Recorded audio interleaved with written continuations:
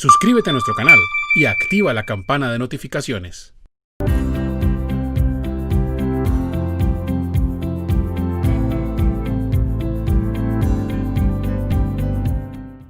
La retención en la fuente a título del impuesto solidario COVID-19 debe ser reportada en la información exógena del año gravable 2020.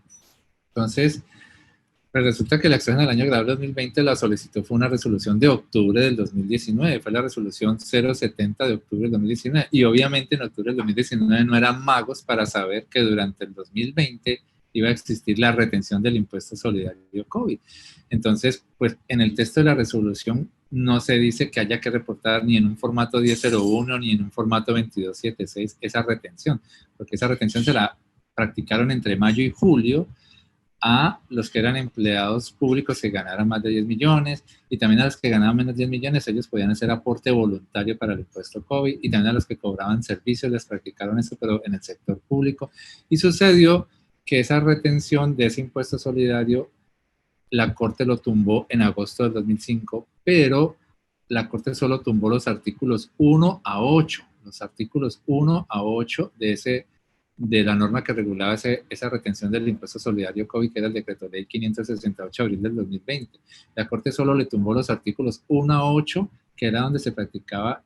la retención del impuesto solidario COVID de forma obligatoria a los que ganaban más de 10 millones allá en el sector público. Y la Corte dejó vigentes los otros artículos 9 a 14, que es donde se decía que si el empleado público ganaba menos o el contratista público ganaba menos de 10 millones, podía hacer de forma voluntaria el aporte, o sea que podía pedir que voluntariamente le quitaran este impuesto solidario COVID. Entonces, sucedió que si la Corte tumbó estos artículos 1 a 8 a los que les habían practicado esa retención de forma obligatoria, la Corte también dijo que eso que ya les habían retenido entre mayo y julio, porque el fallo de la Corte salió tarde, salió en agosto, que eso que ya les habían retenido entre mayo y julio, lo van a poder usar como abono a la declaración de renta del año gravable de 2020, como abono a su impuesto de renta del año gravable de 2020. Entonces ahí se forma ya una duda de si en realidad los agentes de retención que practicaron esa retención la van a certificar como una mayor retención a título de renta, o si la van a certificar con otro concepto, y vamos a necesitar una reglamentación de la DIAN, porque si los agentes de retención la certifican como una mayor retención a título de renta, para que luego se la resten al final del año en su declaración de renta, entonces ahí sí, en la exógena, en un formato 1001 o 2276,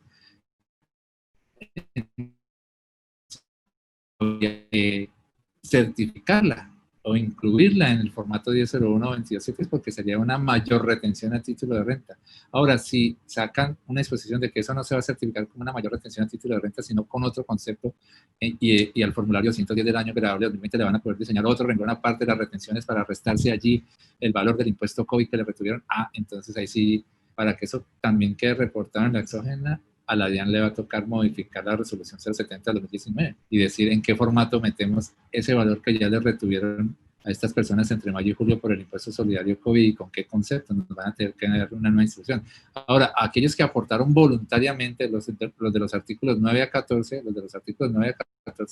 ellos aportaron fue voluntariamente.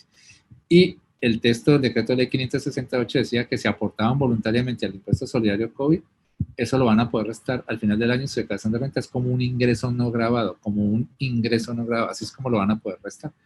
Entonces eso no se reporta ni en el 1001 ni en el 2276, ese valor que un agente de retención les quitó, pero que el sujeto pasivo se lo va a restar como ingreso no grabado, eso no va en el 1001 ni en el 2276, ¿listo? Entonces esa es la situación particular que se forma con ese caso del impuesto solidario COVID, que nació durante ese año 2020 y murió durante este año 2020, y que murió de una forma especial para algunos sujetos a los cuales les retuvieron ese dinero. Listo, entonces ustedes pueden leer más, para el que va a ver la respuesta de este video, pueden leer más de ese caso aquí en este artículo. En este artículo se los dejo de tarea para que lo acaben de mirar, ¿sí? Con más detenimiento pueden buscar este artículo que fue publicado el 22 de octubre del 2020. Dice: retención a título del impuesto solidario por COVID-19 será reportado en exógena. Siempre se me atraviesan estas publicidades, entonces no deja mirar todo el título. Retención a título del impuesto solidario por COVID-19 se reporta pregunta, y ahí están los comentarios que hacemos alrededor de esa pregunta.